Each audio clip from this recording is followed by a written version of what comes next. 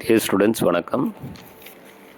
இது ஒரு NEET question என்னன்னு பார்த்தீங்கன்னா, இஃப் அன்சர்டனிட்டி இன் பொசிஷன், அதாவது x del x and momentum del p are equal, then uncertainty in velocity இது கேட்குறாங்க.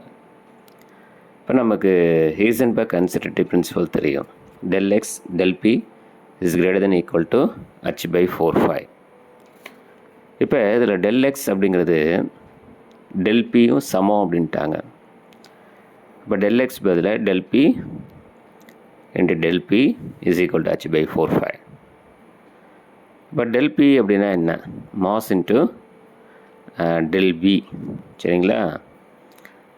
அப்போ mass into velocity m del v, அடுத்த டெல் பிக்கு பதிலாக m del v is equal to h by 4phi. இப்போ ரெண்டு m del v இருக்கா, அப்போ m del v square is equal to h by 4phi. அப்போனா ஸ்கொயர் அந்த பக்கம் போனால் ரூட் ஆகுமா? அப்போ m del v is equal to the root of h by 4phi. இதில் 4 மட்டும் வெளியில் எடுத்திங்கன்னா 2 ஆகும்.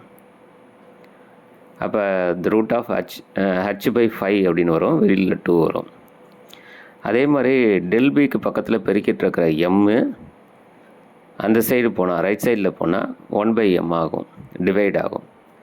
அப்போ 1/m 2, இந்த 2 எங்கேருந்து வந்துச்சுன்னா 4 ரூட்லேருந்து எடுக்கும்போது, அப்போ 1/m 2 இந்த ரூட் ஆஃப் h by அந்த 4 எடுத்தாச்சு இல்லையா, 5ன்னு வரும். அப்போ del p is equal to 1/2m சொல்லலாம், அது m2ன்னு சொல்லலாம். ரூட் ஆஃப் h by 5 அப்படிங்கிறது அன்சர்டனிட்டி இன் வெலாசிட்டி.